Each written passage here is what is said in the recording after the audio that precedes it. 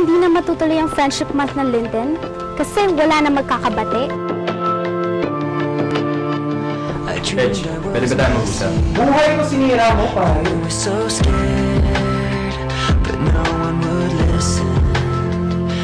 I trusted you! Ang mga tipo mo, you will never change. Pok-pok. I don't know what to do anymore. Wala ka ng pera, wala ka ng boyfriend. Inaasan pa yung best friend mo. Saan ka napupulutan? Ikaw ang huling taong gusto kong saktan. Kahit patayin ko pa sarili ko, hindi ko mababagong nangyari. Ed!